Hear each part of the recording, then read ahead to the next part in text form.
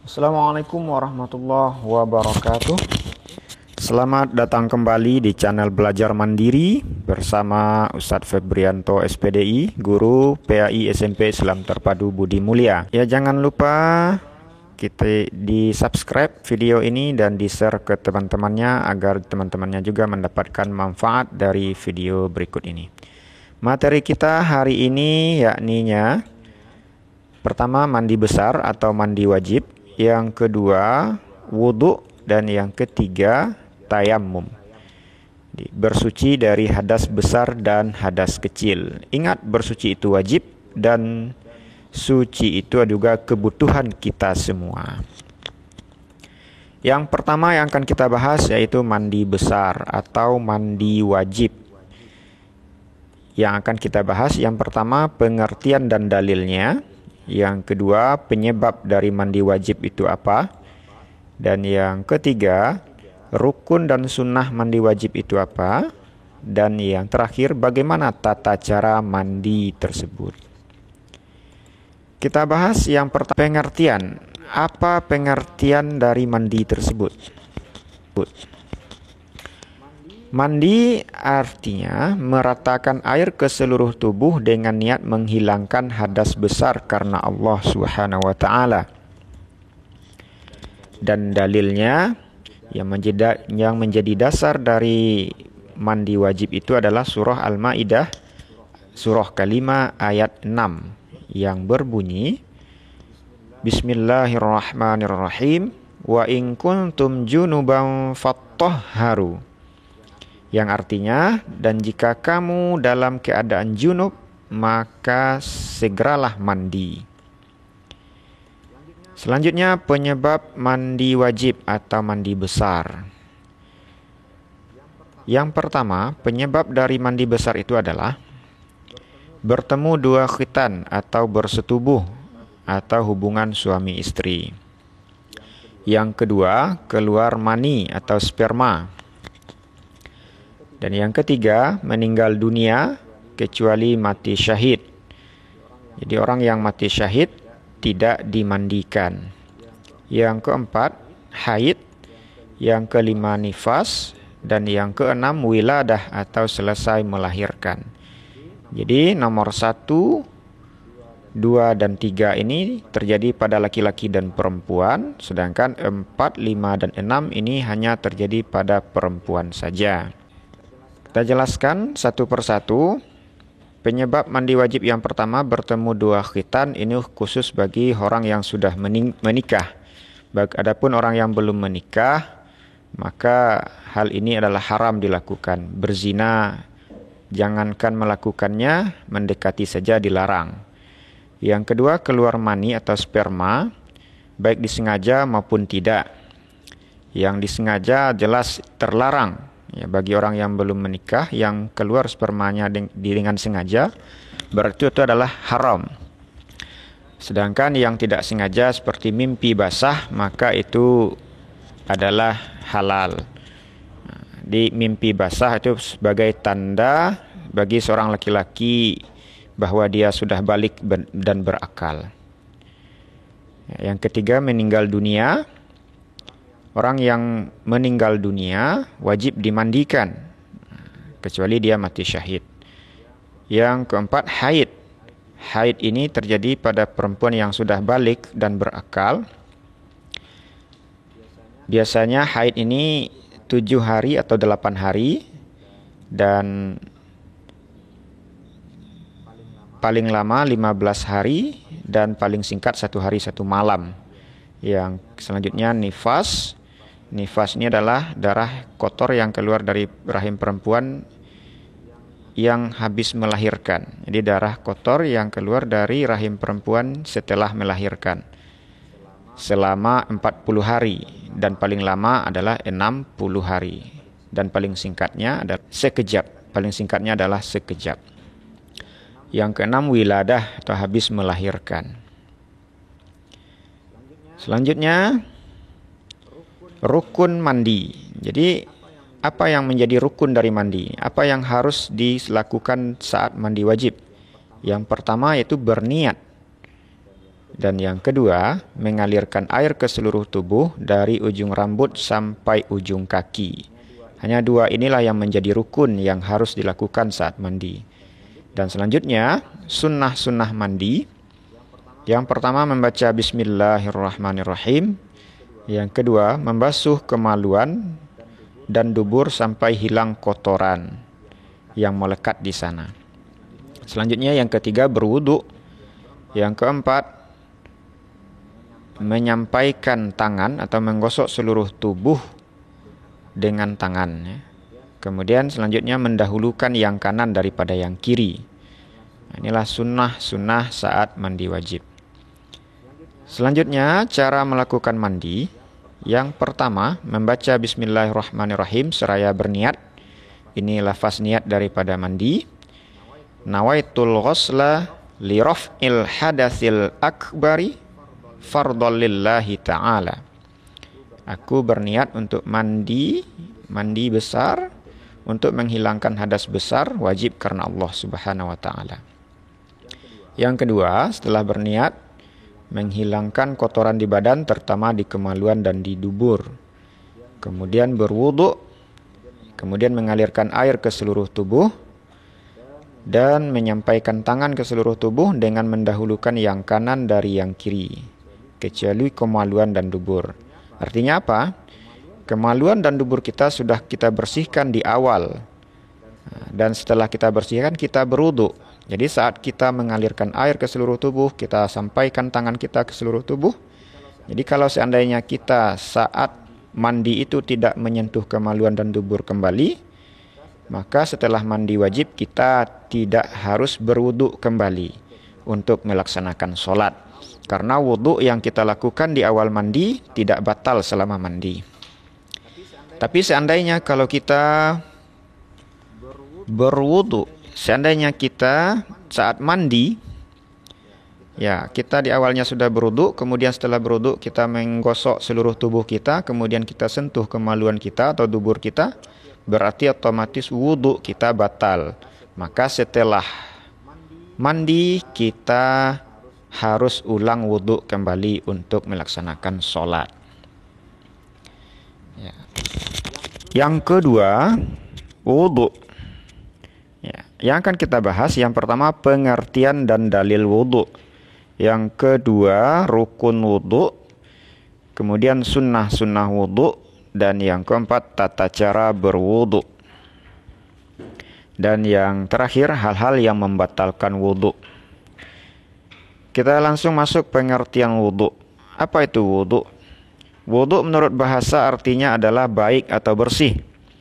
Wudu menurut istilah adalah membasuh anggota badan tertentu sesuai dengan rukun dan syarat tertentu untuk menghilangkan hadas kecil. Kemudian dalilnya adalah surah Al-Maidah ayat 6 yang berbunyi Bismillahirrahmanirrahim. Ya ayyuhalladzina amanu idza kumtum ilas shalah faghsilu wujuhakum wa aydiyakum ilal marafiq wamsahu biru'usikum wa arjulakum ilal ka'bain.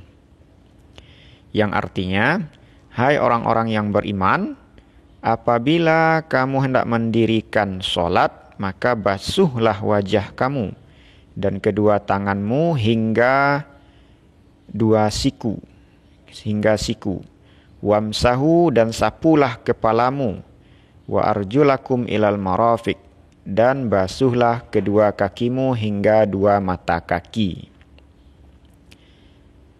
Selanjutnya rukun wudu. Rukun wudu ada 6.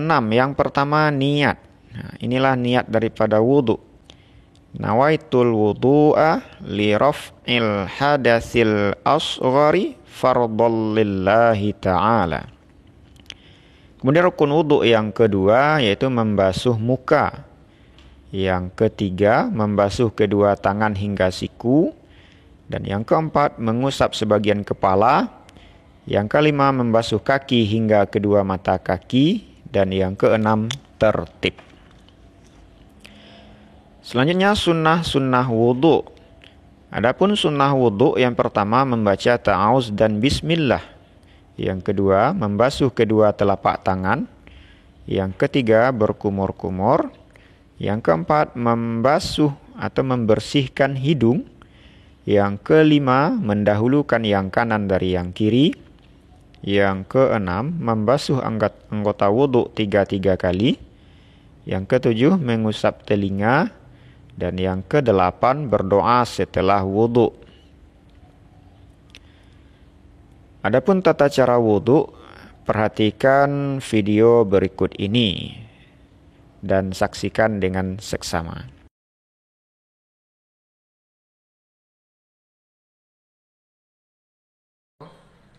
Untuk tata cara praktek wudhu, ya sebelum kita melakukan wudhu, kita persiapkan diri kita. Yang pertama, kalau lengan baju kita panjang, nah jadi kita sensingkan terlebih dahulu.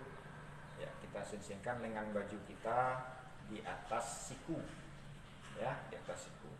Pastikan siku kita sudah terbuka. Kemudian juga yang kiri. Kemudian celana kita, kalau dalam kita sensingkan juga, sensingkan kira-kira sampai betis kita. Kalau sudah siap kita untuk beruduk, jadi barulah kita akan beruduk. Tata cara beruduk yang pertama kita baca Bismillahirrahmanirrahim, kemudian kita cuci telapak tangan kita, ya. Kemudian kita berkumur-kumur 3 kali, kemudian masukkan air ke dalam hidung. Kemudian kita berniat untuk beruduk, kemudian baru kita cuci muka. Ya, dari muka itu adalah batasnya dari tempat tumbuh rambut kita sampai dagu. Kemudian yang samping kanan kirinya, yang kanan anak telinga kita yang kanan sampai ke anak telinga kita yang kiri, semuanya harus kena air.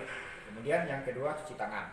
Tangan kita ini semuanya dari ujung tangan sampai ke siku ini harus kena air. Nggak boleh tidak. Itu juga dengan yang kiri. Kemudian menyapu kepala. Nyapu kepala itu boleh sebagian, disapu ya, bukan dibasuh. Dibasahkan tangan, kemudian disapu. Kemudian telinga juga disapu. Ya, boleh langsung keduanya, boleh satu-satu, nah, terserah. Kemudian yang terakhir baru cuci kaki. Kaki kita pastikan kaki kita ini tercuci dari ujung kaki kita sampai semuanya, sampai 2 mata kaki. Ya, ini mata kaki, ini satu, ini satu, ini 2. Nah, jadi harus basah, kena air. Yang biasanya yang tidak basah tuh tumit. Pastikan tumit kita ini basah kena air. Dan juga sela-sela jari kita pastikan kena air. Jadi harus bagusnya digosok ya. Nah, gosok di depan, samping dalam dan samping luar. Oke, baik, kita praktekkan. Nah, baik, biar saya praktekkan wudhunya, saya berikan contoh. Nah, kira-kira seperti inilah wudhu yang baik ya. Bismillahirrahmanirrahim. Menghidupkan air ini, kalau airnya besar seperti ini, jangan dihidupkan sebesar-besarnya. Kita juga harus hemat penggunaan air ya. Nah, kita basuh, Bismillahirrahmanirrahim. Kita cuci telapak tangan, selang-selingi jari tangan kita, kemudian berkumur-kumur.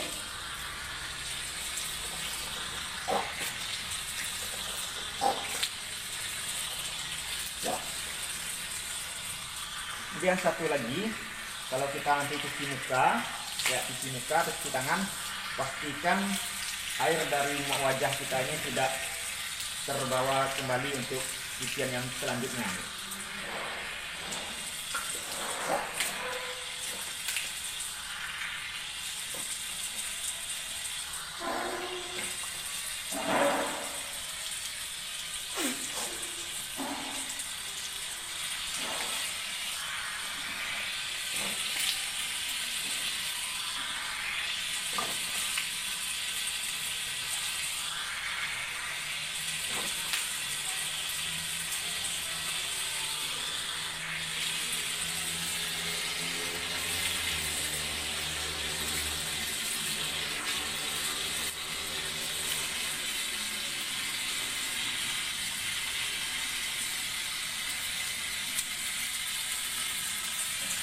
Untuk cuci kepala boleh seperti ini ya. boleh kepala saja dulu, kemudian baru telinga, ya. Nah, tergantung cocokan keduanya mungkin ya.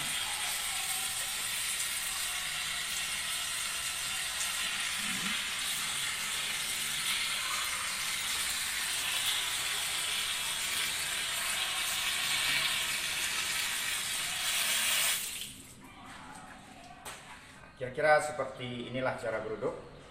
Setelah beruduk kita baca doa. Dalam beruduk berbicara ya.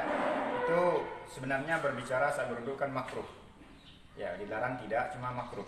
Ustaz tadi berbicara karena dalam keadaan mengajarkan gitu. Jadi sebaiknya Anda kalau beruduk tidak berbicara. Lakukan dengan khusyuk.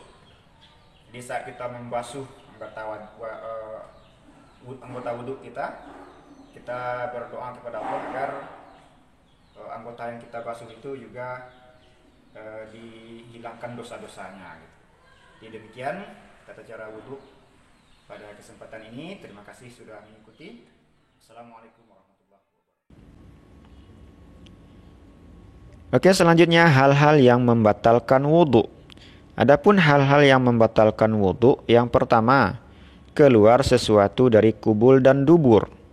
Yang kedua, hilang akal karena gila, tidur nyenyak, atau mabuk, dan lain-lain sebagainya. Jadi hilang akal, ya, apapun penyebabnya. Yang kedua, bersentuhan kulit laki-laki dengan perempuan yang bukan mahram. Mahram artinya orang yang haram dinikahi. Jadi kalau bersentuhan dengan yang mahram, itu tidak membatalkan wudhu. Tapi kalau bukan mahram, maka wudhu kita batal. Yang keempat, tersentuh kemaluan atau dubur dengan telapak tangan. Dan yang kelima, murtad. Di 5 hal inilah yang membatalkan wudhu. Ya, 5 hal inilah yang membatalkan wudhu. Dan ini yang kelima ini adalah hadas. Ya, jadi hadas menyebabkan wudhu batal. Sedangkan najis tidak menyebabkan wudhu batal. Jadi seandainya kita telah berwuduk, kemudian kita terpegang kotoran, maka wudhu kita tidak batal. Cukup kotoran itu saja yang dihilangkan dari tubuh kita. Bahkan najis berat sekalipun, kita setelah berwuduk, kemudian kita dijilat anjing, maka wudhu kita tidak batal. Cukup anggota tubuh kita yang dijilat anjing itu saja yang kita basuh 7 kali, dan wudhu kita tidak batal. Ya, jadi yang membatalkan wudhu adalah hadas, bukan najis. Oke, selanjutnya tayamum. Yang akan kita bahas adalah tayamum. Apa itu pengertian tayamum? Tayamum adalah tayamum menurut bahasa artinya menyengaja. Sedangkan tayamum menurut istilah adalah mengusapkan debu ke wajah dan kedua tangan sebagai ganti daripada wudhu karena sebab-sebab tertentu. Adapun dalil boleh bertayamum juga surah Al-Maidah ayat 6. Bismillahirrahmanirrahim. Falam tajidu ma'an fatayammamu sa'idan thayyiba famsahu biwujuhikum wa aydiyakum min. Yang artinya, lalu kamu tidak memperoleh air, maka bertayamumlah dengan tanah yang baik atau bersih. Sapulah mukamu dan tanganmu dengan tanah itu. Adapun rukun tayamum yang pertama, niat. Yang kedua, mengusap wajah, dan yang ketiga mengusap kedua tangan, dan yang keempat tertib. Adapun niat daripada tayamum, nawaitu tayammuma listibahatis sholati fardhal lillahi ta'ala.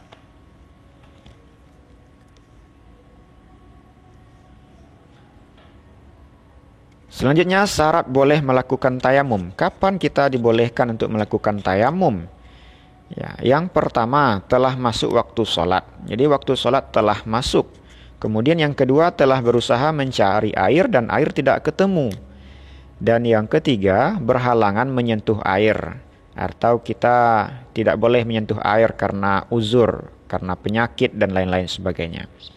Dan yang keempat, telah menghilangkan najis dari badan. Jadi kalau ada najis di tubuh kita, kita hilangkan terlebih dahulu dengan benda yang lain, dengan tisu, batu, ya, daun-daunan atau dengan kain sebagainya yang bisa menghilangkan najis dari tubuh kita, kemudian barulah kita bertayamum. Dan yang kelima, menggunakan debu yang suci, ya, debu yang bersih, ya. Dan yang keenam, tayamum berlaku hanya untuk satu solat fardu saja.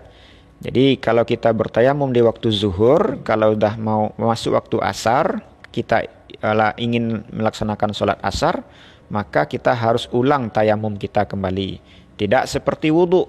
Ya, kalau wudhu, satu kali wudhu, ya, kalau tidak batal maka boleh masih sah wudhu kita sampai untuk solat berikutnya. Yang penting tidak batal. Tapi kalau tayamum hanya berlaku untuk satu solat saja. Selanjutnya tata cara melakukan tayamum. Ya, perhatikan video berikut ini, tata cara tayamum yang baik dan benar, ya. Assalamualaikum warahmatullahi wabarakatuh. Mari kita saksikan praktek tayamum berikut ini. Jadi kita akan praktekkan tayamum. Tata caranya, anggota tayamum hanya dua. Yang pertama wajah, yang kedua tangan.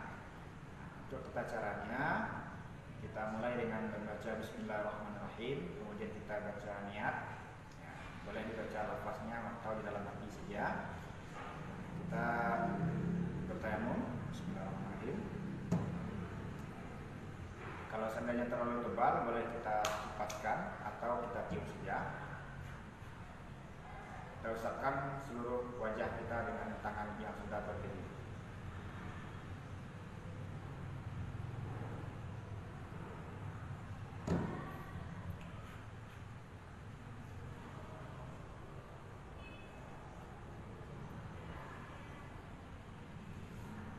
Hanya seperti itu, ya. Seperti itulah kira-kira praktek tayamumnya. Demikian, terima kasih. Assalamualaikum. Selanjutnya hal-hal yang membatalkan tayamum. Adapun yang membatalkan tayamum, yang pertama, segala yang membatalkan wudhu. Jadi segala yang membatalkan wudhu juga membatalkan tayamum. Dan yang kedua, ketemu air setelah tayamum. Jadi setelah kita mencari air tidak ketemu, kemudian kita bertayamum, setelah tayamum ketemu air atau turun hujan, maka tayamum kita batal. Yang ketiga, sehat sebelum sholat dilaksanakan. Jadi sebelum kita tayamum, kita tidak boleh memegang air. Ternyata setelah tayamum kita sehat, boleh memegang air, maka tayamum kita batal, ya, langsung diganti dengan wudhu. Hikmah toharoh yang pertama, terhindar dari berbagai macam penyakit. Jadi kalau kita hidup bersih, tentu akan terhindar dari berbagai macam penyakitnya. Yang kedua, menyempurnakan keimanan, karena bersih itu adalah sebagian dari iman. Yang ketiga, sebagai sarana mendekatkan diri kepada Allah Subhanahu wa taala. Yang keempat, menjadikan hidup lebih nyaman. Jadi kalau lingkungan kita bersih, tentu akan nyaman. Yang kelima, menjadikan wajah bersinar saat yaumul mahsyar. Inilah 5 hikmah toharoh. Mungkin banyak yang lainnya yang bisa Ananda temukan. Selanjutnya, ya, ilal liqa, sampai jumpa pada pertemuan berikutnya. Terima kasih sudah mengikuti, semoga bermanfaat. Dan jangan lupa di subscribe dan di share kepada teman-temannya juga, agar teman-temannya juga mendapatkan manfaat dari video ini. Demikian, terima kasih. Assalamualaikum warahmatullahi wabarakatuh.